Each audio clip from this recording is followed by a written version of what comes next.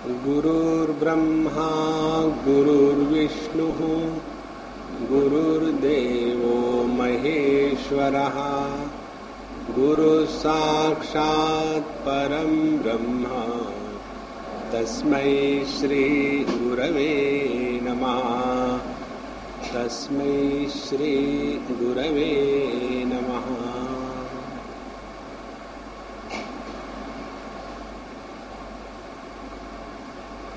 ये निर्णय भगवान श्री कृष्ण का था कि रास लीला करे। संकल्प भगवान का था, जीव का नहीं था।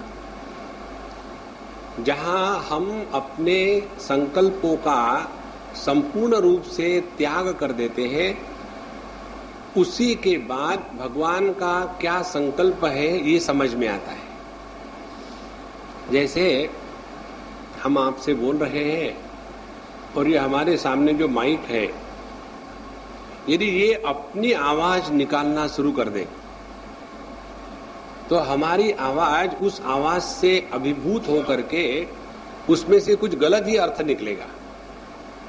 उसी प्रकार से जब यह जीव भाव बना रहता है तब व्यक्ति अपने निर्णय लेने प्रारंभ करता है, और जब अपने निर्णय लेता है तो जीवन में दुख निश्चित आएंगे।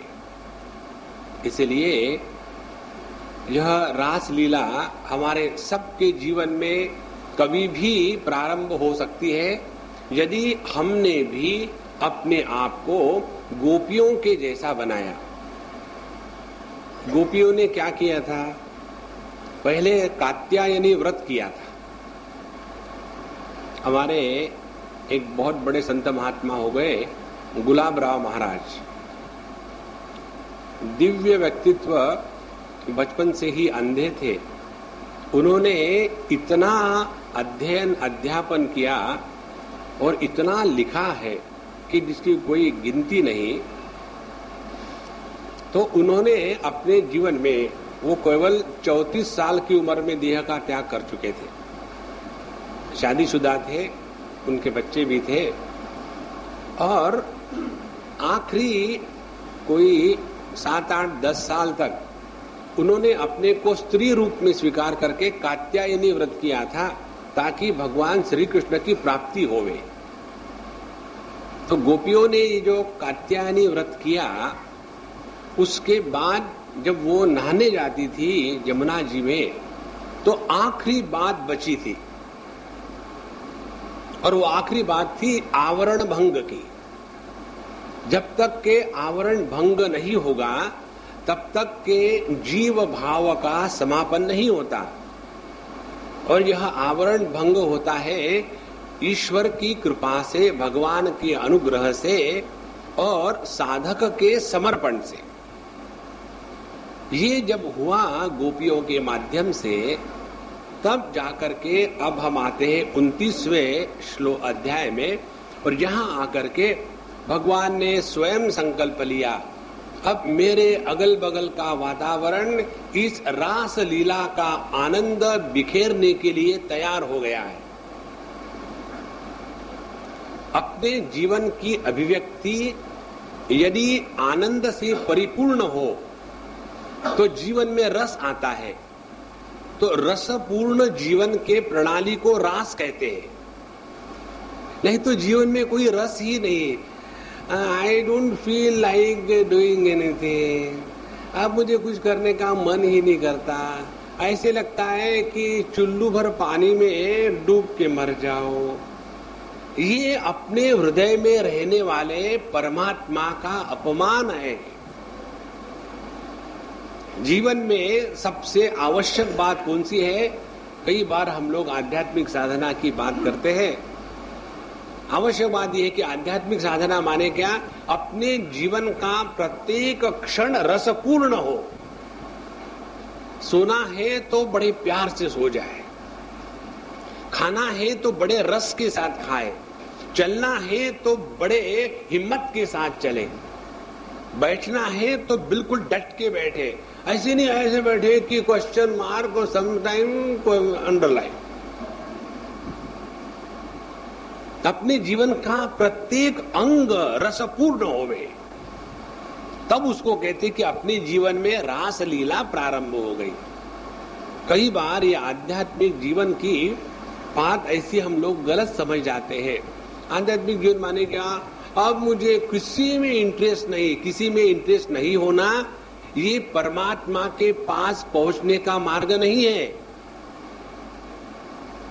जो प्रकृति में विकृति आती है वो विकृति होती है अपने मन में। जब हमारा मन प्रकृति के तरफ और उसके विकारों में फंस जाएगा और उसके साथ जब हम तादात्म्य करेंगे तो आदमी के जीवन में डिप्रेशन, फ्रस्ट्रेशन ये आ जाता है। लेकिन यदि हमने अपने आप को इस मन के विकृति से हटा करके कन्हैया के चरणों में लगाओ तो जीवन में कभी भी बोर्डम नहीं आएगा। देखो कितने भी पढ़े पढ़े लिखे बड़े बड़े ज्ञानी लोग होते हैं, ये किया हमने, वो किया, इतने लोगों का भला किया, इतने का बुरा किया, और फिर कुछ समय ऐसा आता है कि now I feel so lonely, तो क्या करे, मरने का दिल करता है। मरने की कोई जरूरत नहीं, मौत पहुंच जाएगी, छोड़ेगी नहीं किसी को।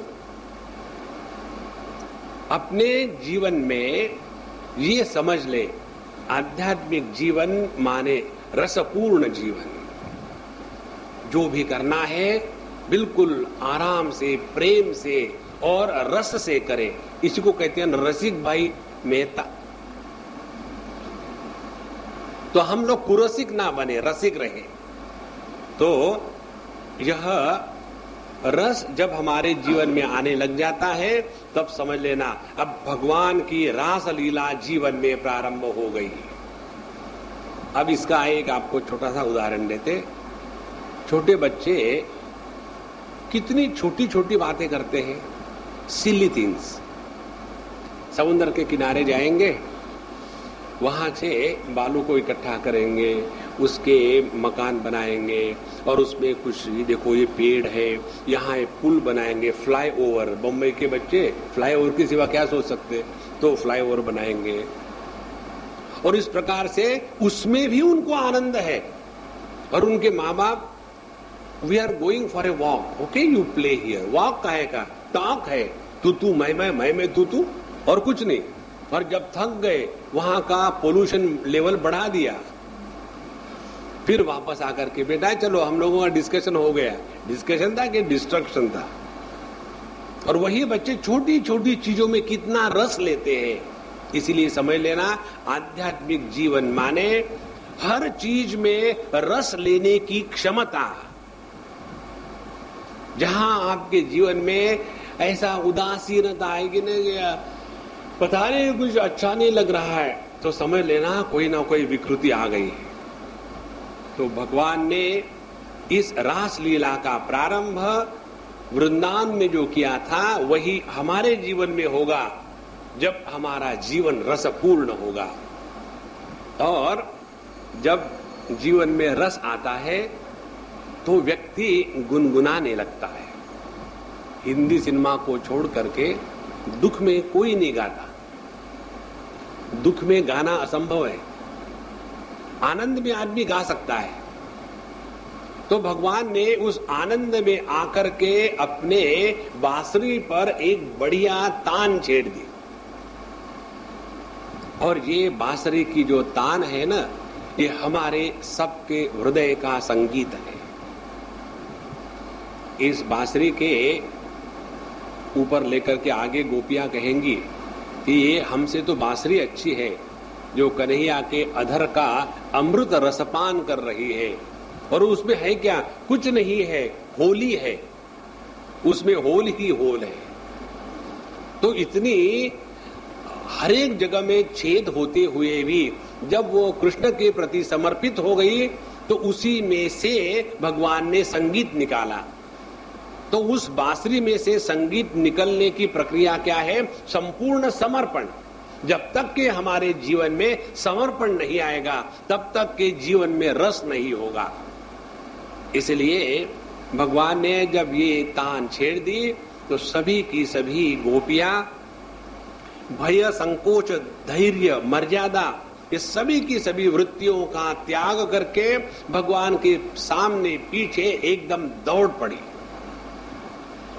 और वैसे देखा जाए तो उन सभी गोपियों ने भगवान की आराधना मिलकर के की थी, लेकिन जब ये समय आया तो सब कुछ भूल गई और जहां भगवान थे वहां के लिए चल पड़ी। यहां तक हमने कल देखा था। उसके बाद किस प्रकार से ये गोपियां अपने अपने घर से चल पड़ी, अब ये वर्णन परीक्षित जी को सुनाते हैं सुखदेव जी महाराज। कहते हैं कि देखो, जो गोपी गाय का दूध दो रही थी, वो उसमें इतनी उत्सुकता आ गई, इतनी इंटेंसिटी बढ़ गई कि गाय दूध और उसका जो मटका था वही छोड़ करके भाग गई। दूसरी चूल्हे पर दूध रखा था तो दूध ऊपर आ रहा था, तो उसको भी त्याग करके तुरंत भगवान के पास भाग गई। इस प्रकार से जो कार्य कर रही थी, कोई किसी को भोजन परोस रही थी, बच्चे को दूध पिला रही थी, पति की सेवा कर रही थी। उन दिनों में पति की सेवा होती थी, क्योंकि ऐसा है ना कि जिस विषय का प्रतिपादन हुआ वो यदि मालूम भी नहीं कि पति की सेवा क्या होती है स्वामी जी, क्योंकि ये हमने कभी किया ही नहीं, सुनने की तो बात ही अलग है। नारायण। तो उन्होंने जो अपने पति की सेवा कर रही थी उसको छोड़ करके भाग गई, और इस प्रकार से उनके पूरे मन को, उनके सभी कार्यकलापों को भगवान ने अपने तरफ खींच लिया। और जब वे इस प्रकार से खींच करके भगवान की तरफ निकली तो जो भगवान के मार्ग पर चलने वाले होते हैं उनके जीवन में निश्चित रूप से विघ्न आएंगे। एक बात समझ लेना। और विघ्न किससे आते हैं? विघ्न आते हैं अपनों से, परायों से नहीं आते। और ये अपने कौन होते हैं? माता पिता बंधु सखा, यही अपने हैं जो जीवन में विघ्न लाते हैं। तो ये विघ्न आने का कारण क्या है? विघ्न आने का कारण ये है कि जिसके द्वारा हमारी साधना की तीव्रता बढ़े। आगे जाकर के भगवान कहेंगे गोपियों को कि गोपियों, मेरे साथ शारीरिक दृष्टि से रहने से जितनी साधना होती है उससे ज्यादा साधना होती है मेरे विरह से। विघ्न के द्वारा भक्त के जीवन में विरह का प्रसंग आ जाता है, और जितना आदमी विरह में अपने प्रियतम को याद करता है उतना संग में होकर के नहीं करता। और जो प्राप्ति है परमात्मा की वो देह से नहीं होती है, वो अपने अंतःकरण के समर्पण से होती है। इसीलिए ये सभी की सभी गोपियां एकदम सब भूल भाल करके चल पड़ी। और उसमें से एक गोपी ऐसी थी कि उसके लोगों ने उनको रोक रखा था और वो इस प्रेममयी यात्रा में उनके साथ नहीं जा सकी। तो वो अपने आप को कितना भी रोकना चाहा, रुक नहीं सकी, और इसके कारण उसका मन अपने ही घर में रह करके भगवान के लिए इतना व्याकुल हो गया कि चाहे उनको शारीरिक दृष्टि से पकड़ के रखा जाए, लेकिन उस एक गोपी का मन भगवान के दर्शन के लिए, संग के लिए इतना व्याकुल हो गया था कि वो वही की वही उसकी समाधि लग गई। देखो, जिनको ध्यानाभ्यास में परेशानी होती है ना, इसका एक ही कारण है, अभी हमको व्याकुलता नहीं है। सब कुछ कर लिया और खाना पीना हो गया, चलो आप मेडिटेशन करते हैं। ऐसे मेडिटेशन नहीं होता। जब तक कि भूख नहीं लगती ना, तब तक के सामने आया हुआ खाना उसमें रस नहीं आता। कई बार हम लोग ना सुबह से शाम तक के फास्ट फूड खाते हैं, क्योंकि आज करवा चौथ है। मालूम है कि नहीं आप लोगों को? करवा चौथ के दिन ये माताएं खाती नहीं अन्न। किसी का सर खाती हो तो बात अलग है, अन्न की बात हो रही है। तो सुबह से शाम तक खाते रहेंगे और जब अन्न खाने का, ब्रेकफास्ट का, लंच का, डिनर का समय आएगा तो अब कोई मूड नहीं कर रहा, कोई इच्छा नहीं खाने की। कैसी इच्छा होगी? सुबह से शाम तक बकरी के जैसे चरते रहे। तो इसी प्रकार से जब हमको दुनिया के भोगों में, दुनिया के विषयों में, दुनिया के लोगों में जब हमारा मन जाता है तो भगवान के प्रति हमारे मन में आकर्षण कैसा होगा? देखो, मन की वृत्तियां उभय दिशा गामिनी होती है। हमारा मन या तो विषयों का चिंतन करेगा या तो परमात्मा का चिंतन करेगा। बिना विचार के मन का अस्तित्व असंभव है। हम करते क्या है? अपने मन को नियंत्रण करने का प्रयत्न करते हैं। नहीं, विचार नहीं करना, इसके ऊपर मन विचार करता है। लेकिन विचार करने से क्या नुकसान है? शुरू और पता ही नहीं चलता, कितना भी ट्राई करो। इसीलिए एक ही बात हो सकती है, अपने मन को भगवान के गुण, नाम, संकीर्तन, चिंतन इसमें लगा दो। उसको नियंत्रण करने का प्रयत्न मत करो। और जितना हम अपने मन को भगवान के लीला, गुण, कथा, कीर्तन में लगाएंगे, ये मत समझ लेना कि ये ध्यानाभ्यास से कुछ कम है। हम लोगों को कई बार यही लगता है कि समझो सुबह में उठ करके 1.5-2 घंटे के लिए अपने पूजा के कार्य में जाके बैठे और उसमें पहले वहां की साफ सफाई करी।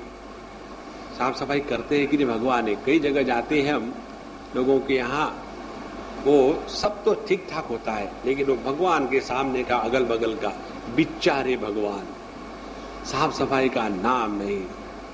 लेकिन भगवान सबके परे है, इसलिए उनको कोई फर्क पड़ता नहीं। तो वहां जाकर के बैठेंगे तो 10-15 मिनट साफ सफाई करी, भगवान को उतारा, उनको नहलाया धुलाया, उनको बढ़िया रख दिया।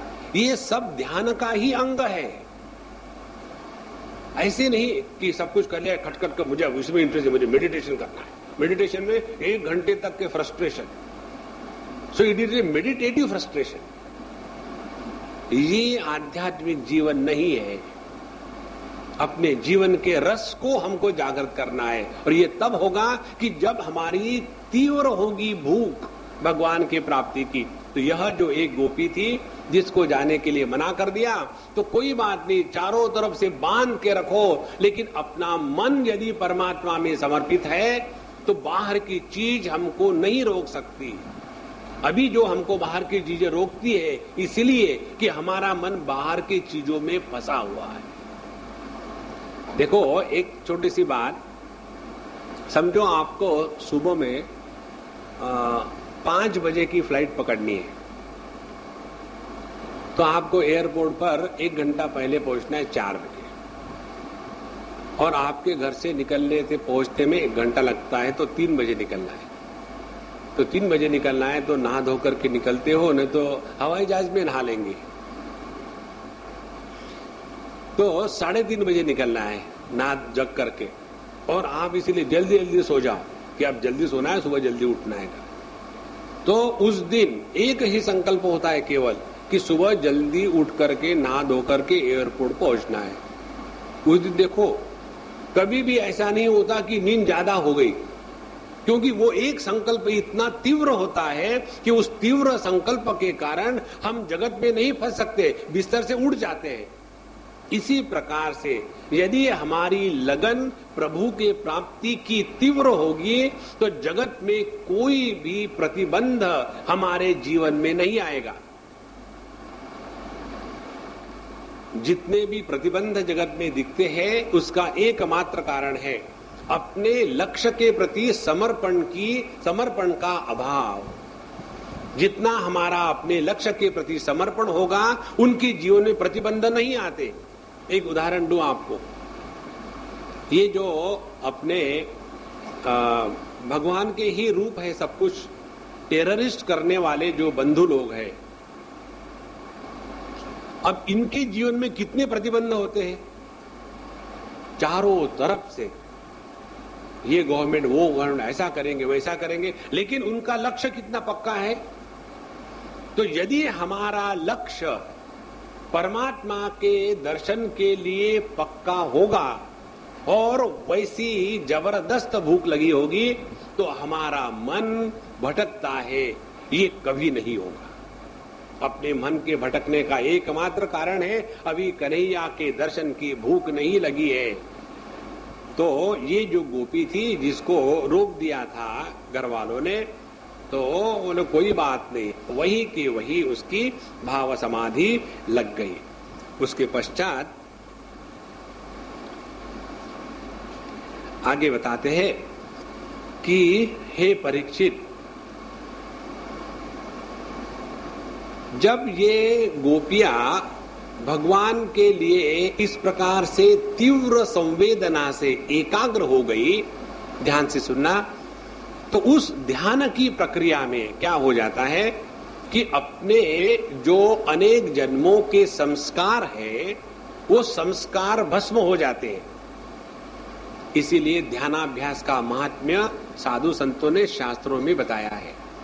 ध्यान की प्रक्रिया में क्या होता है संस्कारों के दृष्टि से, जैसे अपना जो कपड़ा होता है ना, उसको हमने खूब धुलाया, धुलने के बाद निचोड़ा, निचोड़ने के बाद अब उसको बाद में वहां रस्सी पर डाल देंगे, इसीलिए इस समय के लिए नलकी के ऊपर रख दिया और अपनी स्पेशलिटी के कारण भूल गए। और दूसरे दिन सुबह जब देखा तो वो पूरा का वैसा सूख गया है। अब उसको जब खींचो, सीधा करो, तो उसमें कितने क्रीजेस होंगे, कितने वहां सलवटें होगी। तो उन सलवटों को निकालने के लिए हम क्या करेंगे, इस्त्री को लेंगे जो गर्म होती है, और वो इस्त्री के साथ साथ उस पर थोड़ा पानी छिटकेंगे। तो पानी छिटका और फिर उसके ऊपर में वो इस्त्री को घुमाया, तो जो सलवटें थी वो कहां चली गई, थिंक। तो इसी प्रकार से ध्यान के अभ्यास के द्वारा हमारे अंतःकरण में जो जगत के वस्तु व्यक्तियों के प्रति आकर्षण है, राग है, द्वेष है, घृणा है, ईर्ष्या है, लज्जा है, क्रोध है, ये सभी की सभी सलवटें अंतःकरण की इस ध्यान की प्रक्रिया के द्वारा अपने आप निकल जाती है और यह अनात्म भाव रहित अंतःकरण ही परमात्मा के प्राप्ति का साधन बनता है। इसलिए जब इन्होंने इतनी तीव्रता से भगवान के प्रति अपने मन को लगाया तो जितने भी पहले संस्कार थे वो सभी के सभी संस्कार अब भस्म हो गए। और उसके बाद जहां हमारे अनात्म संस्कार समाप्त हो जाते हैं तो परमात्मा आत्म रूप से प्रकट हो जाता है। देखो, अहम नाश भाजी अहम अहमतया स्फुरति वृत स्वयं परम पूर्ण सत। जब तक अनात्म भाव का अस्तित्व रहता है तब तक के आत्म भाव का अनुभव नहीं होता। अनात्म भाव का अस्तित्व का तात्पर्य है हम में, हमारे ज्ञान में ये मैं नहीं हूं ऐसी स्फुरणा होना। तो ये जो नकारात्मक ज्ञान की स्फुरणा है ये है अनात्म भाव। तो जहां भगवान के तीव्र दर्शन की लालसा से, ध्यान के अभ्यास से इनका जब मन शांत हो गया, सभी संस्कार खत्म हो गए, तो उसके ध्यान में ही भगवान श्री कृष्ण प्रकट हुए।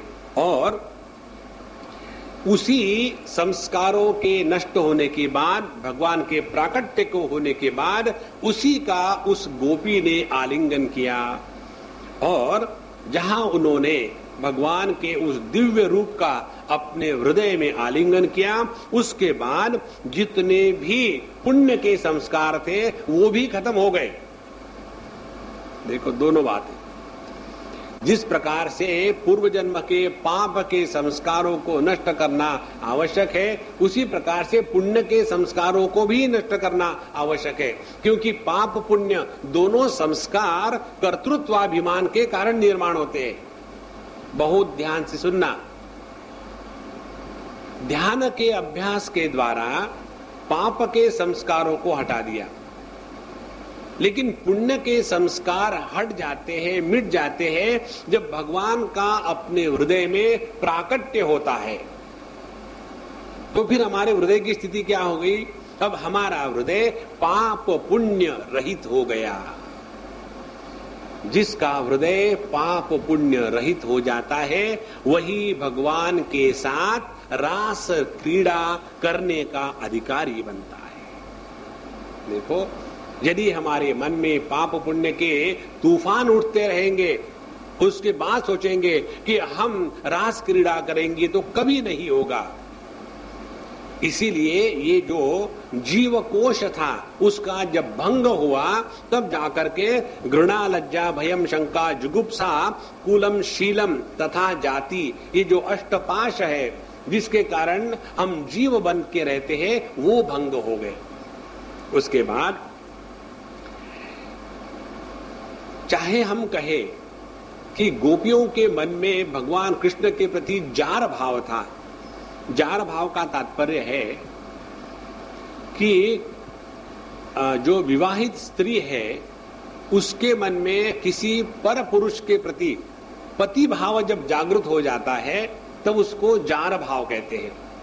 तो यह भले हम कहें कि ये गोपियां अज्ञानी थी, उनके मन में भगवान के प्रति जार भाव जागृत हो गया, तो भी कोई फर्क नहीं पड़ता, क्योंकि जिसके प्रति जार भाव जागृत हो गया वो तो साक्षात परमात्मा है। इसीलिए भगवान के प्रति किसी भी भावना से, किसी भी प्रकार से अपने मन को लगाना, ये परमात्मा के साथ उनके रास लीला में सम्मिलित होने का तरीका है। और इसलिए गोपियों के यह समर्पण को देख करके भगवान ने सोचा अब इनके साथ बात करनी चाहिए। बीच में राजा परीक्षित पूछते हैं कि कृष्णम विदुहु परम कांतम न तु ब्रह्मतया मुने गुण प्रवाहो परमा तासाम गुणधियाम कथम। हे महाराज, सुखदेव जी महाराज, ये जो गोपियां थी ये तो अनपढ़ थी। इन्होंने भगवान को जार के दृष्टि से पति के रूप में विचार करके स्वीकार किया था। उनको तो मालूम नहीं था कि ये भगवान ब्रह्म स्वरूप है। इसीलिए आपने ये कहा कि उनके जीवन का संसार बंधन हमेशा के लिए कट गया। ये बात हमको समझ में नहीं आती, ये कैसे संभव है? अब देखो, ये हम लोगों का प्रश्न है। गोपियों के मन में भगवान के प्रति कौन सी भावना थी? जार भावना थी या ब्रह्म भावना थी? तो इसको लेकर के परीक्षित जी ने प्रश्न पूछा। उस पर सुखदेव जी महाराज कहते हैं, उक्तम पुरस्ताद् देतत्ते चैद्यः सिद्धिं यथा गतः द्विषन्नपि ऋषिकेशं किमुताधोक्षज प्रियाः। अरे परीक्षित महाराज, परीक्षित तुमको मैंने बताया था पहले ही प्रथम स्कंध में कि यह जो चैद्य था, चेदिराज शिशुपाल, इसने भगवान को कितनी गालियां दी, और इतनी गालियां देने के बाद भी वो भगवान में समा गया। तो यदि भगवान का द्वेष करने वाला भी भगवान में समा जाता है तो यह जो है अधोक्षज प्रियाः, भगवान की ये जो अत्यंत श्रेष्ठ प्रेम करने वाली गोपियां है, ये यदि जार भाव से भी भगवान के साथ अपना संबंध प्रस्थापित करती है तो क्या वो भगवान में नहीं मिलेगी? देखो, ये बात बहुत आवश्यक है। कई बार क्या हो जाता है कि हम लोग जैसा स्त्री पुरुष का संबंध होता है उसी प्रकार के संबंध से गोपियां और भगवान, इनके संबंध को नापने का, तोलने का विचार करते हैं। अब जैसे देखो कि जब हम अपने ही देह में है, एक है, हमको कोई इसमें शंका नहीं कि मैं एक हूं। तो एक मेरे ही देह का अंग जब दूसरे अंग को जाकर के छूता है तो उसमें भय, लज्जा, घृणा, उपेक्षा यह कहीं निर्माण नहीं होती, क्योंकि ये हाथ उठा और गाल को लगा तो हाथ में जीव भाव नहीं है और गाल में भी जीव भाव नहीं है। तो जब तक के ये हमने अपने आप को परिच्छिन्न मान करके रखा है और इस परिच्छिन्नता के बंधन में रह करके भगवान की रास लीला को समझने का प्रयत्न करेंगे तो अपने अंतःकरण की जो गंदगी है वो भगवान के इस रास लीला पर छिड़केंगे। इसलिए जो ऋषिकेशम, जो भगवान श्री कृष्ण जो सभी गुणों के परे है, ऐसी गोपियां जब उनसे प्रेम करेगी तो उसमें कौन से आश्चर्य की बात है। उसके बाद कहते हैं नृणाम निःश्रेयसार्थाय व्यक्तिर भगवतो नृप अव्ययस्या प्रमेयस्य निर्गुणस्य गुणात्मनः। भगवान ने यह जो रास लीला प्रारंभ करी केवल एक ही कारण के लिए, और ये कि जिसके द्वारा जो भगवान के भक्त है उनको उनके साथ मिलने का मौका मिले। उनको कुछ नहीं चाहिए था, वो तो रस स्वरूप है। अपने रस की अभिव्यक्ति को कहते हैं रास। और जब ये रास भगवान के तरफ से प्रारंभ हुआ तो इसमें यदि गोपियां सम्मिलित हो गई तो उसमें कामना का या भोग का प्राधान्य नहीं होता। ध्यान से सुनना, कल परसों हमने आपको बताया था जब कोई भी वृत्ति अनात्म भाव से प्रारंभ होती है तो उसमें कामना का प्राधान्य होता है, और कोई भी वृत्ति जब आत्म भाव से प्रारंभ होती है तो उसमें कामना का अभाव होता है। जैसे देखो ये पुष्प है, अब इस पुष्प को देख करके हमारे मन में वृत्ति उठेगी, तो इस वृत्ति का प्रारंभ कहां से हो गया? अनात्म वस्तु से, क्योंकि मेरे ज्ञान में ये नहीं है कि मैं ये पुष्प हूं। तो जब इस पुष्प को देख करके मन में वृत्ति होगी कि ये पुष्प बड़ा सुंदर है, इसका गंध लेना चाहिए, इसको अपने बालों में लगाना चाहिए, इसको ये करना चाहिए, तो ये सभी की सभी जो वृत्तियां हैं ये अनात्म स्थान से प्रारंभ हो गई। इसीलिए इन वृत्तियों को काम वृत्ति कहेंगे।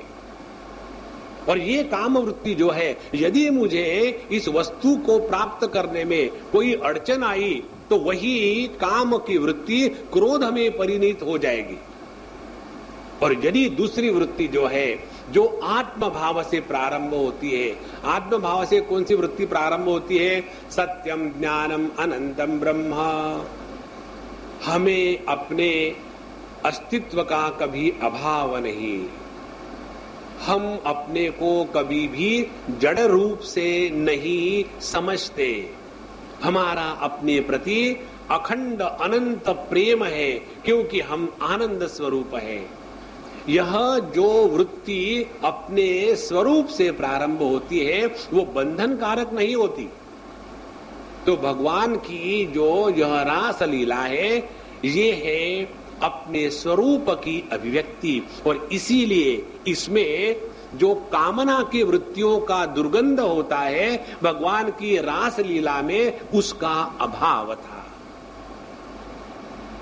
अन्यथा हम लोग जैसे जगत में भटकते समय वस्तुओं को, व्यक्तियों को देख करके मन में कामना आती है और उस कामना को लेकर के व्यवहार करते हैं, उसी प्रकार की यदि हम बात करें कि भगवान के इस रास लीला में कामना थी तो हमारे पांडित्य का दारिद्र्य ही हम प्रदर्शित कर रहे हैं। इसलिए इन्होंने कहा अव्ययस्य अप्रमेयस्य निर्गुणस्य गुणात्मनः। जो भगवान स्वयं किसी भी प्रकार के गुण गुणी भाव, प्रमाण प्रमेय का संबंध, कार्य कारण की श्रृंखला इसके जो परे है, जो गुणों के परे है, ऐसे भगवान ने केवल अपने लीला को इसलिए प्रकट किया ताकि उन जीवों को सहारा मिले। अब देखो, एक बहुत बड़े संगीतकार थे और मुसलमान संगीतकार थे, और वो भगवान कृष्ण के भजन बहुत ही सुंदर गाते थे। तो उनको जब कहा गया कि, जब वो पाकिस्तान गए तब की बात है, उनको कहा गया कि आप सब ठीक है लेकिन कृष्ण के भजन क्यों गाते हो? तो एकदम उन्होंने कहा कि देखो, संगीत में से कृष्ण को निकाल डालो तो संगीत मर जाएगा। देखो, जहां संगीत का प्रारंभ अपने हृदय से होता है तो उस संगीत में आनंद आता है, और जो संगीत का प्रारंभ बाहर से होता है, ढिंग ढांग ढिंग ढांग ढिंग ढांग ढिंग ढांग ढिंग ढांग, तो उसमें हम बिखर जाते हैं, रहेंगे नहीं। तो यहाँ भगवान ने यह रास लीला का प्रसंग इसीलिए प्रकट किया ताकि भक्तों को कोई आलंबन मिले, और जहां भक्तों को भगवान के रास लीला का आलंबन मिला तो अपने आप उनका मन भगवान में लगने लगेगा। तो यदि अपने जीवन से भगवान को निकाल डालो तो जीवन में केवल काम, क्रोध, लोभ, मोह, मद, मात्सर्य, भोग, ईर्ष्या, घृणा, लज्जा, यही केवल रहेगा, और इसमें जीवन चलता नहीं, इसमें जीवन खत्म हो जाता है। इसीलिए अपने जीवन के जितनी भी वृत्तियां हैं, हमेशा ध्यान रखें कि ये वृत्तियां का, इन वृत्तियों का जन्म कहां से हो रहा है।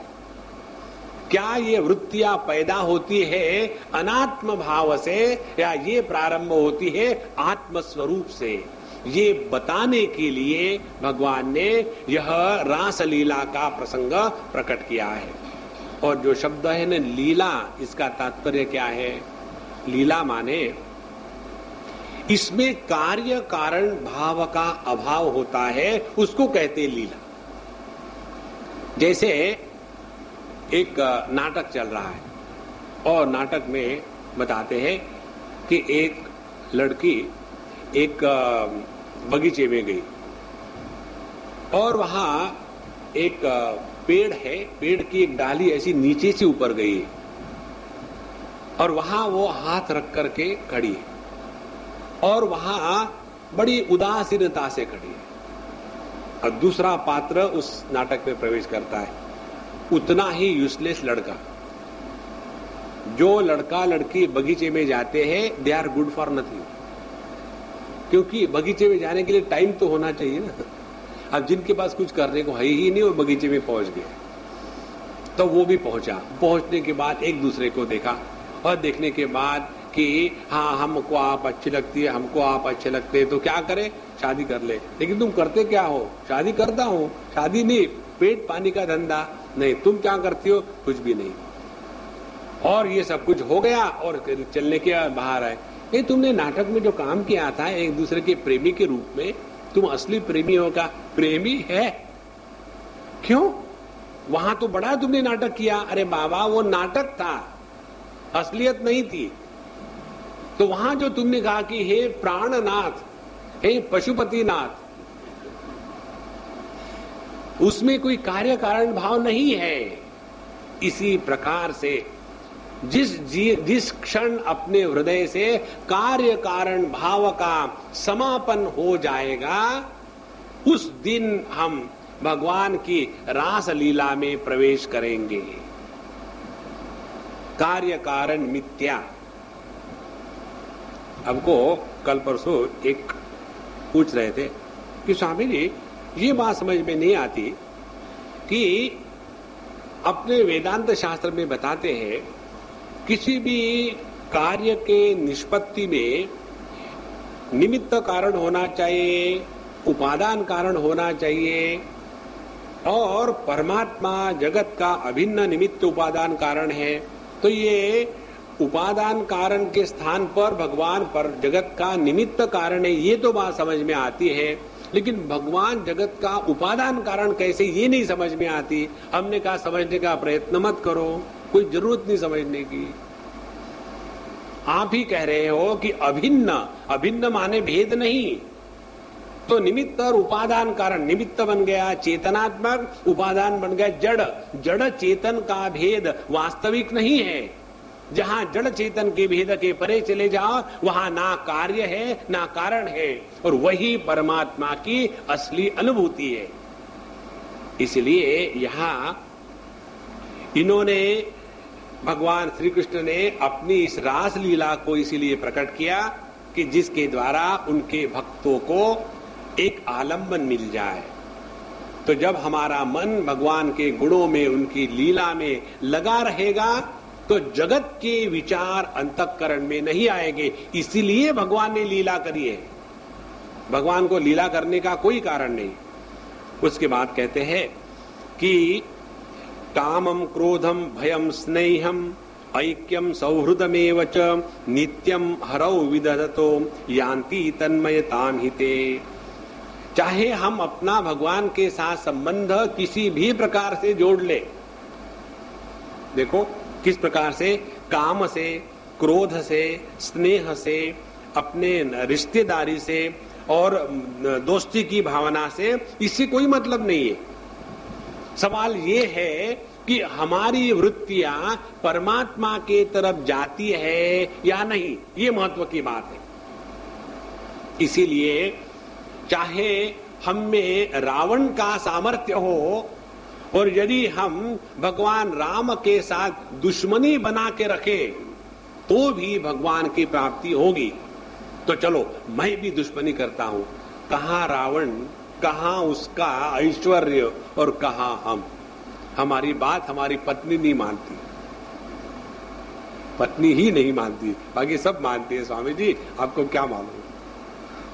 तो किसी भी प्रकार से भगवान के साथ अपने आप को जोड़ ले।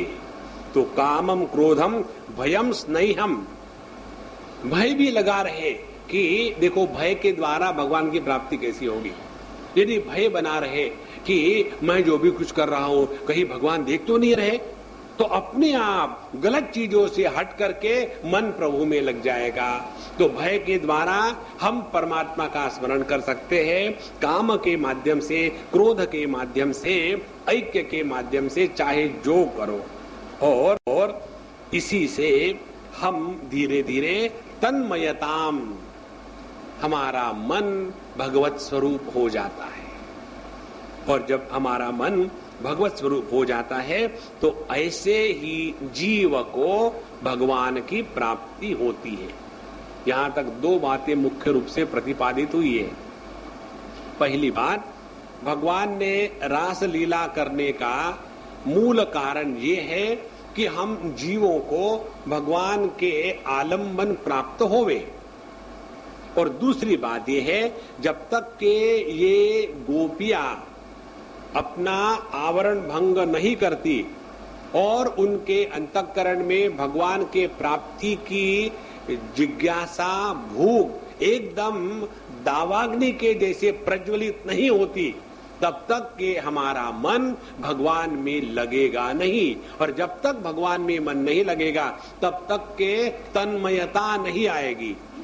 तन्मय, चिन्मय, सन्मय, तद माने परमात्मा, तन्मयता माने परमात्मा में एक हो जाना। जहां हम परमात्मा में एक हो गए वही जीवन का रस प्राप्त है, और जिसको जीवन का रस प्राप्त हो गया वही भगवान के रास क्रीड़ा में एक काम कर रहा है। तो जीव को भगवान की प्राप्ति जो होती है केवल तन्मयता के ही माध्यम से। जीव भाव है, अंतःकरण की उपाधि के कारण जीव भाव है। और यही जब अंतःकरण या मन जब भगवान के स्मरण चिंतन चाहे किसी भी प्रकार से एकदम तीव्र हो जाता है तो ये जो अंतःकरण है भगवानमय हो गया। ध्यान से सुनना, चित्त और तकार को कहते हैं विषय का अध्यास। यदि विषयों के स्थान पर भगवान के लीला गुण चिंतन इसमें हम लगे तो तकार में जो विषय का अध्यास है वो हट जाएगा और वही जो चित्त है वो चिन्मय हो जाएगा। इसी को यहाँ कहा तन्मयताम हिते, हमारा मन परमात्मा में एक हो जाएगा। चिन्मयता और तन्मयता का मूल भेद ये है समझने के लिए, है तो एक ही समझ की दृष्टि से।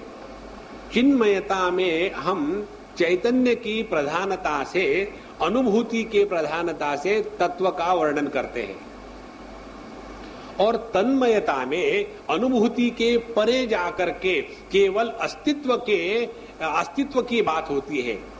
और वो भी अस्तित्व कैसा है जो किसी का भी विरोधी नहीं है, निर्विरोध अस्तित्व को कहते हैं तन्मयता। जैसे हमारी आंखें किसी भी रंग का विरोध नहीं करती, हमारी कान किसी भी शब्द का विरोध नहीं करते, उसी प्रकार से हमारा जो मन है वो किसी भी वृत्तियों का विरोध नहीं करता। चाहे अच्छी वृत्ति हो चाहे गंदा विचार हो, सभी का वो आधार है। इसी प्रकार से तन्मयता निर्विरोध अस्तित्व के साथ एकत्व की जो अनुभूति है वह रास लीला की परमोच्च स्थिति है। तो यहाँ नित्यम हरो विदधतो यान्ति तन्मयताम हिते, तो ये नित्य इस प्रकार से जब हमारी साधना चलती रहे, चाहे किसी भी प्रकार से भगवान के साथ जोड़े, धीरे धीरे अपनी वृत्तियां भगवानमय हो जाती है और भगवान की प्राप्ति हो जाती है। ये होने के बाद अब परीक्षित जी को सुखदेव जी कहते हैं, ये बड़े अच्छी बात है।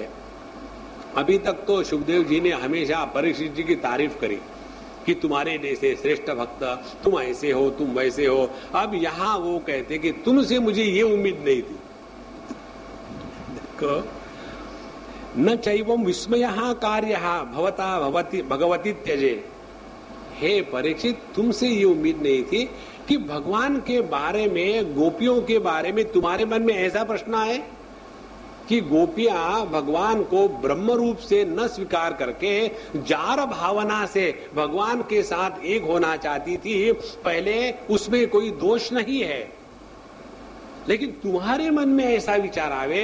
अब देखो, यदि परीक्षित जी के मन में भी एक आध बार ऐसे विचार आ ही जाता है और हमारे मन में यदि हमेशा ऐसा विचार रहे तो कोई बुरी बात नहीं, नेवर माइंड। तो करना क्या है, परीक्षित जी 7 दिन के बाद मरने वाले थे।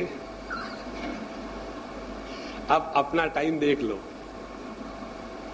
जिसके मन में भगवान के प्रति एक गलती से एक आध बार ऐसा संकल्प आता है, तब भी वो व्यक्ति केवल 7 दिन जिंदा रहने वाला है। और हमारे मन में 24 घंटे वैसे ही दुस्संकल्प, तो हमको तो क्षण क्षण मरना ही मरना है। इसीलिए भगवान हमको जल्दी नहीं मारते। देखो, ऐसा है ना, किसी को समझो ज्यादा पनिशमेंट देना है, एक डंडा मार दिया और वो मर गया तो वो थोड़ी पनिशमेंट है। उसको मरने भी नहीं देना, डंडे भी मारना है। इसीलिए जीव को एक जन्म से दूसरा जन्म, तीसरा जन्म, चौथा जन्म, इस प्रकार से बहुत परेशान कराते हैं। तो हमारी उम्र की लंबाई, इसके पीछे कारण क्या है? हमने भगवान के प्रति संदेह किया। इसलिए अपने मन से संदेह को हटाओ और आराम से रहो। इसलिए तुम्हारे जैसे परम भागवत भगवान का रहस्य जानने वाले भक्त को श्री कृष्ण के संबंध में ऐसा संदेह नहीं करना चाहिए। योगेश्वरों के भी ईश्वर अजन्मा भगवान के लिए ये कोई आश्चर्य की बात नहीं है। अरे, उनके संकल्प मात्र से पूरे जगत का कल्याण हो सकता है। तो ऐसे भगवान के प्रति तुम्हारे मन में ये कैसी भावना आ गई कि ये भगवान की जो भक्त गोपियां थी, ये भगवान को ब्रह्म रूप से नहीं पहचानती थी, जार भाव से पहचानती थी। और अब यहां तक के वो प्रसंग पूरा हो गया। और फिर कहते, इसके बाद जब भगवान ने देखा, ता दृष्ट्वान्तिक मायाता भगवान व्रजयोषितः, भगवान ने जब देखा कि अब सभी की सभी गोपियां अत्यंत व्याकुल होकर के उनके पास पहुंच चुकी है, तब उन्होंने अपने अत्यंत विनोद भरी वाक चातुर्य से गोपियों के साथ बोलना प्रारंभ किया। देखो, कई बार हमको कोई लोग कहते कि स्वामी जी आप ऐसा ऐसा व्यक्ति है, उसको कुछ समझाओ, बड़े परेशान है, वो मानते नहीं किसी की बात, शायद आपकी बात मान जाए। तो हम उनको हमेशा कहते हैं ऐसे करो कि उनको पहले सत्संग में ले आओ, 1-2 दिन सत्संग सुनने दो और फिर हम बात करेंगे। बोले नहीं स्वामी जी वो तो सत्संग में आते ही नहीं, तो क्या करें। हमने कहा देखो, जब तक के सुनने वाले के प्रति सुनने वाले के मन में सुनाने वाले के प्रति आदर का भाव नहीं होगा, तब तक के विचारों का ग्रहण नहीं होता। वो तुम्हारी बात मालूम है क्यों नहीं मानता? क्योंकि तुम्हारे प्रति उनके मन में कोई आदर नहीं है। और यदि तुम चाहो कि मान न मान मैं तेरा मेहमान, कि नहीं मैं सुनाता हूं तुम सुनो, तो सुनाते रहो, ऐसे बहुत सुना के देखे रख दिए। तो पहले हमारे हृदय में वक्ता के प्रति जब आदर की भावना होगी, तब जाकर के उस विचारों का प्रभाव पड़ता है। यही बात भगवान ने यहां करी। सभी की सभी गोपियां अब भगवान के प्रति इतनी समर्पित हो गई थी, उनका मन एकाग्र हो गया था, उनके जीव भाव का कोश भंग हो चुका था, और उनको केवल एक बात है, भगवान के साथ रास करे। ऐसी जब पूरी तैयारी हो गई, उसके बाद भगवान ने बोलना प्रारंभ किया है। देखो कितनी महत्व की बात है। यही बात भगवत गीता में आती है।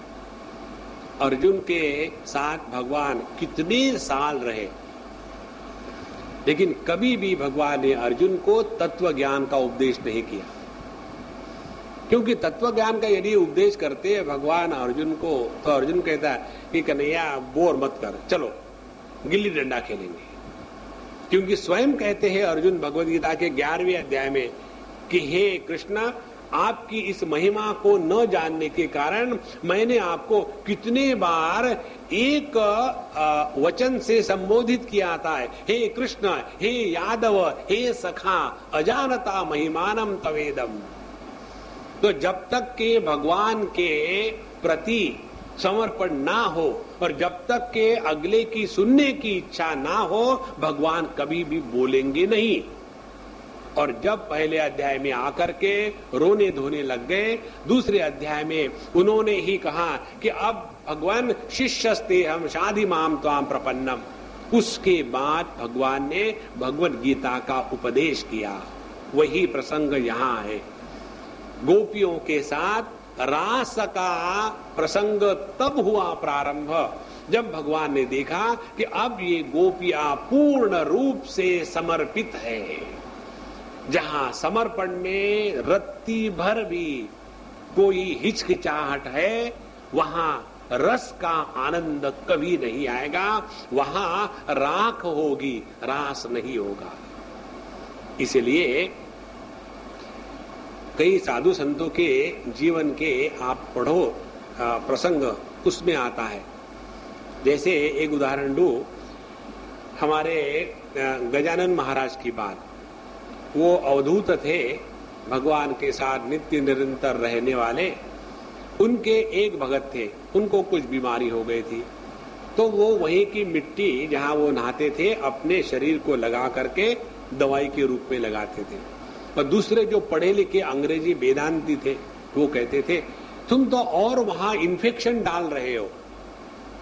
तो उन्होंने कहा कि प्रभु चलो हम दोनों जाते हैं और हाथ से मिट्टी उठाओ। तो इस भक्त के हृदय हाथ में जो मिट्टी है उसमें कस्तूरी की सुगंध, और वो अंग्रेज के हाथ में जो है वहां मिट्टी की दुर्गंध। देखो भावना में इतनी शक्ति है कि वो शक्ति को यदि हम जागृत करें तो हम पत्थरों को पिघला सकते हैं। जो कहते हैं ना कि फेथ कैन मूव माउंटेन्स, श्रद्धा पहाड़ों को हटा सकती है। कब? जब वो श्रद्धा पहाड़ों से पक्की हो तब। यदि श्रद्धा के पीछे पैर में चक्के लगे हुए और ढकेलो तो वो निकल जाएगी। हमारी श्रद्धा वैसी ही है। इसलिए भगवान ने देखा कि अब ये जो व्रज की गोपियां हैं अब बिल्कुल मेरे पास आ गई है।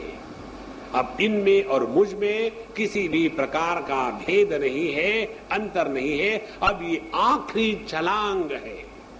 देखो, व्यक्ति अपने जीवन की साधना जितना करता है उसमें एक प्रतिबंध आखिरी तक रहता है, और वो प्रतिबंध है अपने प्रयत्न का अभिमान कि मैं प्रयत्न करके यहां तक पहुंचा हूं, अब थोड़ा ही पहुंचना है। वो जो थोड़ा पहुंचना है ना, वो तब पूरा होगा जब प्रयत्न और प्रयत्न करने वाला इन दोनों की जब बलि चढ़ती है तब। और ये बात हो गई अब गोपियों के साथ। अब उनके जीवन का प्रयत्न समाप्त हो गया। वो भगवान की इस वेणु ध्वनि को सुन करके ऐसे खींच के उनके पास चली आई। तो इसमें क्या हो गया, वो स्वयं नहीं आई, उनको खींच के लाया गया था। इसीलिए उनका जो अभिमान था कि हम भगवान के पास आई, वो समाप्त हो गया। और जहां ये भगवान ने देखा कि अब ये गोपियां संपूर्ण रूप से आकर्षित होकर के आई है, उनमें उनके प्रयत्न का अभाव है, उस समय भगवान ने उन गोपियों के साथ वार्तालाप प्रारंभ किया। और यही है रास क्रीड़ा का प्रारंभ। देखो, ध्यान की, योग की, ज्ञान की बात करो तो मुंह फैला के बैठो। मौनम व्याख्या प्रकटित परम। और भक्ति का जो ध्यान है उसमें गान है। वहां शब्द प्रतिबंध नहीं है, वहां शब्द प्रेम की अभिव्यक्ति है। जो भक्ति और ज्ञान का मूलभूत फर्क यही है। वहां जितने विक्षेप है उसमें समाधि है, जितने भोग है उसमें योग है, जितने कर्म है उसमें कर्म के बंधन से मुक्ति है। इसलिए भगवान ने अपने अत्यंत विनोद भरी वाक चातुर्य से उनको मोहित करते हुए कहा। अब यहां महत्व की बात क्या है, भगवान जब इन गोपियों से बात कर रहे हैं तो सीरियस होकर के बात नहीं कर रहे। यदि नृत्य का माहौल हो, इधर से एक आई, उधर से वो गया, will you please dance with me? Of course, I have nothing to do. खट खट खट खट खट खट खट खट। और उसमें एक दूसरे के साथ देखो देखो, अभी बाहर निकलो, दिखाएंगे तुमको। दूसरे को दिखाने के लिए बड़ा प्रेम का डांस चल रहा है, लेकिन कानों में गुजर गुजर गुजर गुजर गुजर गुजर। उसको रास नहीं कहते, उसको रासभ डांस कहते हैं। रासभ का तात्पर्य है गधा। गधे के नाच में लत्ता प्रहार होते हैं। नारायण, तो ये जो भगवान है, जो सभी काल को पहचानने वाले, इन्होंने अपने वाक चातुर्य से अत्यंत हल्की पुल्की भाषा में उन गोपियों के साथ वार्तालाप प्रारंभ किया। श्री भगवान वाच। अब यहां से इस रास लीला में भगवान की वाणी अब प्रकट हो रही है। कहते हैं, स्वागतम वो महाभागा प्रियम किम करवाणि वहां व्रजस्या नामयम कश्चित ब्रूतागमन कारणम। हे महाभाग्यवती गोपियों, आपका स्वागत हो। क्यों आए, इसलिए आए, क्या काम है? देखो, एक तो ये भूखने का पद्धति है। जब भगवान स्वयं बात कर रहे हैं गोपियों से, तो उनको कहा, हे महाभाग्यवती ललनाओ। देखो, ये बड़ी महत्व की बात है। भगवान जब बात करते हैं तो आदर दे के बात करते हैं। जीव जब बात करता है तो अनादर के साथ बात करता है। हमारे पंजाब में ये विशेषता है। बच्चों को भी जो बड़े हैं, माँ बाप है, वो हमेशा आप कह के पुकारते हैं। और इसीलिए आप देखेंगे पंजाबी लोगों में जो वार्तालाप होता है उसमें अपने बम्बई के जैसा तू मैं नहीं, बाप को भी तू कहते हैं। काहे का प्रेम होगा उसमें?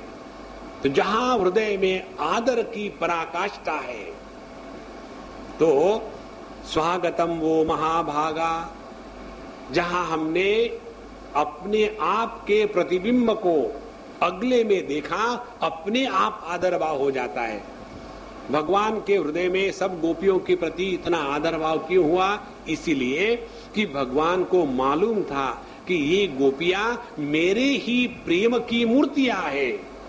भगवान के प्रति प्रेम जब मूर्त रूप धारण कर लेता है तब उसको गोपी कहते हैं। तो स्वागतम वो महाभागा प्रियम किम करवाणि वहा, बताओ हम आपको प्रसन्न करने के लिए क्या करें? देखो कितनी महत्व की बात है। तुम मेरे लिए कुछ करो ये नहीं कह रहे भगवान, आपके प्रसन्नता के लिए हम क्या करें। और कहते हैं व्रजस्य अनामयम कश्चित, आपके व्रज भूमि में सब ठीक ठाक तो है, कहीं वहां परेशानी तो नहीं है। और ब्रूत आगमन कारणम, और ये बताइए आप यहाँ रात के समय क्यों आई हो? और रजनी ऐशा घोर रूपा, और ये इतनी भयानक रात्रि है, और इस रात्रि के समय तो बड़ा डर लगता है, और यहाँ इस समय भयानक जीव जंतु भी इधर उधर घूमते रहते हैं, और तुम तो यहाँ इतनी कोमलो सुंदर हो, इसीलिए यहाँ से हट करके व्रज में लौट जाओ, क्योंकि रात के समय जंगलों में स्त्रियों का रुकना भटकना ठीक नहीं होता। रजन्येशा घोर रूपा घोर सत्व निवेशिता प्रतियात व्रजम नेह स्थेयम स्त्री भी सुमध्यमा। तो उन्होंने कहा कि तुम यहाँ से लौट जाओ। आगे कहते हैं मातर पितर पुत्रा भ्रातर पतयश्च वहां विचिन्वन्ति ह्य पश्यन्तः मां क्रुड्भम बंधु साध्वसम। तुम्हारे जो माता पिता भाई बहन बंधु जो है वो तुमको ढूंढ रहे होंगे, और इसीलिए तुम उनको परेशान मत करो, अपने आप व्रज भूमि में लौट जाओ। और जब वो वहां की वहां खड़ी रही, ना जाने का नाम ना आने का नाम, वो भी एकदम स्तब्ध जैसी भगवान के वचन सुन के हो गई थी, तब उन्होंने देखा अब इनको थोड़ा हिलाना चाहिए, नहीं तो उनको समझ भी नहीं आ रहा मैं क्या बोल रहा हूं। तो उन्होंने कहा देखो ये चारों तरफ कितना वन में सौंदर्य फैला हुआ है, चारों तरफ वन की शोभा देखो, और चंद्रमा की ये रश्मियां देखो कैसी लाल लाल हुई है, और इसने यमुना जी के जल को स्पर्श करके जहां पवन बह रही है उसके साथ बड़ी सुंदर यहाँ की शोभा बढ़ गई है। देखा क्या तुमने इस सब चीजों को? और देखो यहाँ देर मत करना, क्योंकि अब तुमने सब देख ही लिया है, इसीलिए जल्द से जल्द व्रज में लौट जाना है, क्योंकि कुलीन स्त्रियां कभी भी इस प्रकार से रात को अकेली भटकती नहीं। जाओ और अपने घर में अपने बच्चों को दूध पिलाओ, गायों को देखो, पति की सेवा करो। फिर भी ये गोपियां ज्यों की त्यों, तुसी बोलते जाओ, सानू कोई फर्क नहीं पड़ता। जो डीठ बच्चे होते हैं ना, उनको डांटते जाओ, उनको कोई फर्क नहीं पड़ता, वो वैसे के वैसे बोलते रहो। तो भगवान ने कहा कि अब इनको करे क्या? फिर आप कहते हैं कि देखो तुम जो मेरे पर इतना प्रेम करती हो ना, और प्रेम के मारे जो दौड़ के मेरे पास आई हो, ये तो ठीक ही बात है, ये तो तुम्हारा प्रेम इतना श्रेष्ठ है इसलिए आई हो। और मालूम है तुम मेरे से प्रेम क्यों करती हो? क्योंकि ये संपूर्ण विश्व मुझसे प्रेम करता है, चाहे पशु हो, पक्षी हो, पेड़ हो, पौधे हो, नदी हो, पहाड़ हो, सभी के सभी मुझसे प्रेम करते हैं, और इसीलिए तुम यदि मुझसे प्रेम कर रही हो तो ये स्वाभाविक है। देखो यहाँ जो भगवान अपने ऐश्वर्य को प्रकट कर रहे हैं, तो जो गोपियों का भगवान के प्रति आकर्षण था, उस आकर्षण को भगवान ने जार के रूप में, काम के रूप में स्वीकार नहीं किया था। परीक्षित जी को बता रहे क्योंकि यदि परीक्षित जी के मन में यदि ये कल्पना आ जाए, इन गोपियों को तो जार भाव से भगवान के पास जाने की इच्छा हुई, अरे भैया वो भले जार भाव से आए, लेकिन भगवान को तो मालूम ही नहीं कि वो कौन है। इसीलिए कहते हैं भगवान कि यदि तुम मेरे पास इतने आ गई हो प्रेम से, तो स्वाभाविक है, क्योंकि संपूर्ण विश्व मेरे ही कारण प्रेम करता है।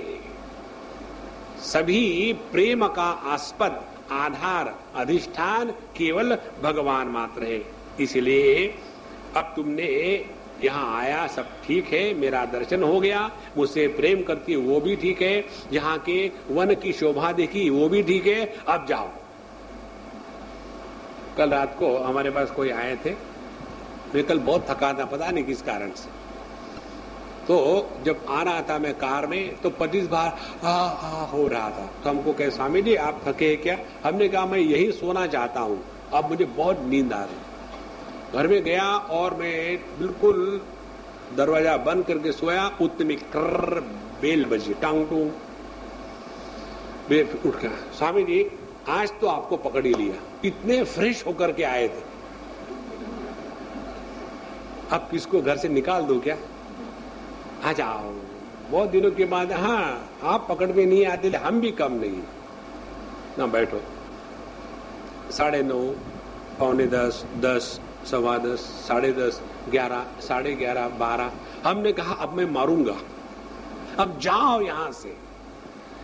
तो भगवान ने सोचा कि अब ये गोपियों सब हो गया, देख लिया, बोल लिया, सबको, अब जाओ अपने घर। और जाते समय उन्होंने कहा कि देखो कि भर्तुः शुश्रूषणां स्त्रीणां परो धर्मो ह्यमायया तद्बंधूनां च कल्याणः प्रजानां चानुपोषणं दुश्शिला दुर्भगो वृद्धो जडो रोग्य धनोपि वां पतिः स्त्रीभिः न हातव्यः लोकेप्सुभिः अपि पातकी। अब यहाँ अम्माओं के लिए है, जो उनको अच्छा नहीं लगेगा, अपन को क्या फर्क पड़ता है। कन्हैया के वचन सुना रहे, कहते हैं कि देखो हे गोपियों, स्त्रियों का परम धर्म ये है कि वो अपने पति, अपने भाई बंधु, अपने बच्चे, इनकी सेवा करे। पहली महत्व की बात देखो, जैसे हमको वाणी भगवान ने दी है बोलने के लिए, तो वाणी का प्रयोजन बोलना है, आंखों का प्रयोजन है देखना। इसी प्रकार से हमको जो जन्म मिला है, पुरुष का जन्म मिला है, स्त्री का जन्म मिला है, ब्राह्मण का जन्म मिला है, क्षत्रिय का जन्म मिला है, जो हमको जन्म मिला है उसका भी कोई प्रयोजन है।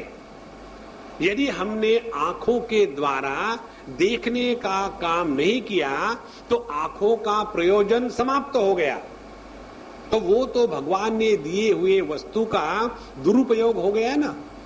इसी प्रकार से भगवान कहते हैं कि हे देवियों, हे गोपियों, स्त्री का जन्म हमेशा स्त्री स्त्री नहीं होती। हमने पहले देखा है भागवत में ही कि जितने आज पुरुष है वो पहले जन्म में स्त्री थे, और जितनी आज स्त्रियां है वो पिछले जन्म में पुरुष थी, और इसीलिए हमेशा एक दूसरे का बदला निकालती रहती है। पिछले जन्म में मैं तो स्त्री था, मुझे परेशान किया था, इसीलिए इस जन्म में मैं आदमी होकर के आया हूं, अब मैं तुमको परेशान करूंगा। तो यह जो देह है स्त्री का या पुरुष का, इसका प्रयोजन है जिसके द्वारा यह जो जीव है अपने आप को परमात्मा के प्राप्ति का अधिकारी बनाए, इसलिए। लेकिन हमारी दृष्टि केवल इतने में ही फंसी हुई है कि यहाँ जन्म हुआ, यहाँ मृत्यु हुआ, यही सब कुछ है, और इसी के कारण शास्त्रों के सिद्धांत गले नहीं उतरते।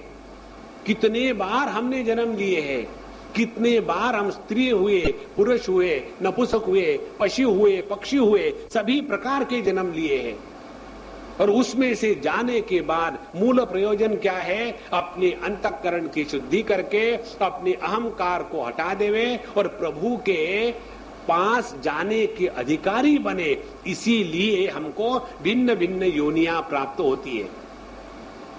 ये न समझ करके हम अपने जीवन की परिच्छिन्नता को ही परिपूर्ण समझते हैं और इसी मूर्खता के कारण हमेशा जीवन में झगड़े बने हैं, जहां कोई किसी का मित्र नहीं, कोई किसी का दुश्मन नहीं है। जितने भी अच्छे बुरे हमको अनुभव आते हैं वो केवल अपने आप को शुद्ध पवित्र करने की प्रक्रिया है।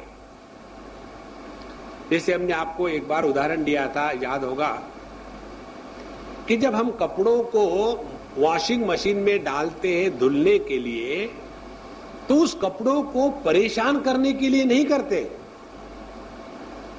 लेकिन उस समय कपड़े को क्या लगता होगा, देखो देखो अभी मुझे ले जा रहा, अब ले जा रहा, डाल दिया।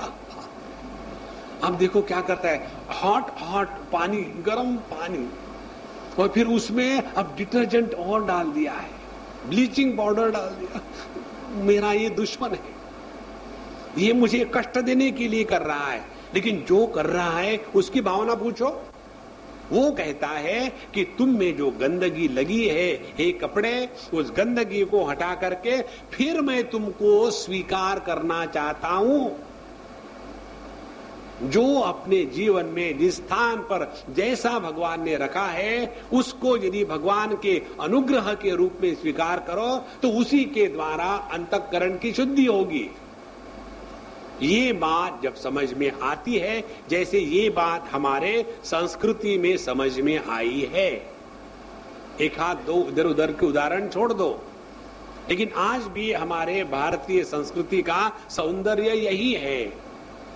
नहीं तो एक जन्म में 6-7 पति और 8-10 पत्नियां, और उसके बाद बच्चे कंफ्यूज हो जाते हैं कि मैं किसको क्या कहूं, बाप को बाप कहूं कि उसको उसके नाम से पुकारूं।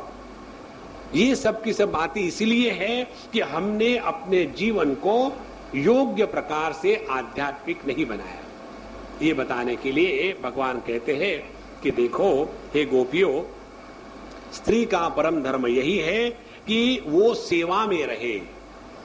सेवा करने से अपने अंतःकरण की शुद्धि और जीव भाव का धीरे धीरे समापन हो जाता है। बाहर जाकर के ऑनररी सेवक बनते हैं हम, है ना। स्पास्टिक सोसाइटी ऑफ इंडिया में जाकर के हम बनेंगे ऑनररी प्रेसिडेंट, और अपने घर में अपने बच्चे को नहलाने के लिए आया नहीं आई तो वो बच्चा गिच गिच गिच गिच देखने की इच्छा नहीं होती उसके। देखो, सेवा भाव ये कोई पोजीशन नहीं है। जहां पोजीशन होती है वहां सेवा भाव नहीं होता। इसीलिए चीप सेवक, spelling should be different, CHEAP। अच्छा, तो पत्नी का जो धर्म है सबकी सेवा करे निष्कपट भाव से। और अब पतियों के बारे में बताते, कैसे पतियों की सेवा करें। जो कमाता हो, जो अच्छा हो, जो सुंदर हो, जो पॉपुलर हो और सब कुछ हो, ऐसी की सेवा तो गधे भी करेंगे। ऑन द कॉन्ट्ररी, ऐसी की सेवा गधे ही करते। एक हम आपको बात बताएं, एक मारवाड़ी अम्मा की बात है। मारवाड़ियों में जितना सिंसियरली किया जाता है अपने धर्म का पालन, बहुत कम लोगों में होता है। इसका एक कारण है, उनमें शादियां जल्दी हो जाती है। जब शादियां होती, लड़की, उसका विवाह है, लड़की की उम्र कितनी है, ज्यादा नहीं, 45 साल है, और लड़का वो भी लड़का ही है, हो गया 55 साल का। इस समय में शादी होगी तो दोनों के व्यक्तिमत्व एकदम कठिन बन चुके हैं, और जब कठिन व्यक्तिमत्व साथ में आएंगे तो खटखटाहट होगी, उसमें से लाइट कम निकलेगा, गर्मी ज्यादा निकलेगी। तो एक मारवाड़ी अम्मा की बात है, उनके पति हाईली स्पिरिचुअल थे। रोज रात को 12, 1, 1:30, 2 बजे पी के आते थे, और ये बिचारी वहां राह देती। और जब वो अपने आप चल के आ सकते थे तो उठा करके कमरे में आई, फिर उनके जूते खोलना, सब कुछ करना है। और जो उपदेशक होते हैं ना जगत में, एक उपदेशक ने उसको कहा, Why don't you give him up? Why should he suffer for him? उसके लिए क्यों तुम दुखी हो रही हो? और उस अम्मा ने इतनी सहजता से कहा कि देखो, इसी समय उनको मेरी आवश्यकता है। देखो, जब किसी के पास स्वास्थ्य हो, समझदारी हो, पैसा हो, तब उसके पास उसके साथ रहना ये स्वार्थ है। जब अगला बिगड़ चुका हो, उसमें अनेक दुर्गुण आ गए हैं, उसमें अनेक प्रकार की कमियां हैं, उस समय उसका साथ नहीं छोड़ना, यही तो साधना है ना। देखो, इसीलिए कहते हैं दुश्शील, उसका शील खराब हो, दुर्भगा, उसका भाग्य ठीक नहीं हो, बूढ़ा हो गया हो, जड़ हो, बेवकूफ हो, कष्ट देने वाला हो, फिर भी हम अपने जीवन को ऐसा जिए कि अपने जीवन को साधनामय बना डाले। स्वामी जी, आप आदमी हो ना, इसीलिए हमेशा पतियों की ही साइड लेते हो। देखो भैया, मुझे किसी से कोई मतलब नहीं, मैं ना तो स्त्री हूं ना तो पुरुष हूं। जो आपको दिखता हूं वो मैं नहीं हूं, जो नहीं दिखता हूं मैं। तो पति ही स्त्री भी ही न हातव्या, स्त्री ने पत्नी को मारना नहीं, स्त्री ने पति को मारना नहीं चाहिए। पति स्त्री भी ही न हातव्या, इसका मतलब भगवान को मालूम होगा कि पत्नियां पति को मारती है। न हातव्या लोकेप्सु भी अपातकी।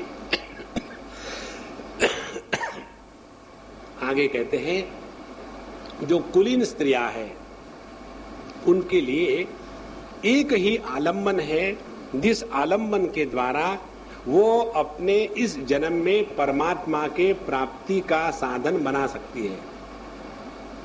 वो आलम्बन ये है कि अपने जीवन के प्रत्येक अनुभूति को परमात्मा के तरफ मोड़ने का जो हमको मौका देता है वो हमारा हितैषी। ध्यान से सुनो, एक हमारी बूढ़ी अम्मा है, 84 नॉट आउट, और उनके पति हिटलर है, हमने शायद आपको बताया होगा, वो है अभी 88 नॉट आउट। अब दोनों का जब वार्तालाप होता है तो बड़ा मजा आता है। पति कहते हैं कि स्वामी जी, यदि ये नहीं होती तो मेरे साथ कोई नहीं रह सकता था। मुझे मालूम है मैं कितना खराब आदमी हूं। यही थी कि जिसके साथ, जो मेरे साथ हमेशा रही, अभी भी है बुढ़ापे में। पत्नी कहती है, स्वामी जी मक्खन लगाता है, वो शांत है, वो प्रसन्न है, उसमें कोई कड़वाहट नहीं है, उसमें कोई गुस्सा नहीं है। और फिर वो कहती है कि स्वामी जी इन्हीं के कारण मेरा मन भगवान में लग गया। बोले जब मैं शादी करके आई उस समय 16-17 साल की थी, इनके सामने ना भगवान है, ना किसी को मिलना है, ना किसी को जाना है, 24 घंटे इन्हीं के लिए, इन्हीं के देखते रहो, इनका करते रहो, इनका करते रहो। तो मैंने सोचा अब जिंदगी भर इसी के साथ रहना है तो 2 ऑप्शन है। 4 ऑप्शन के बाद करोड़पति होता है, 2 ऑप्शन के बाद करोड़पति होता है। तो क्या ऑप्शन है?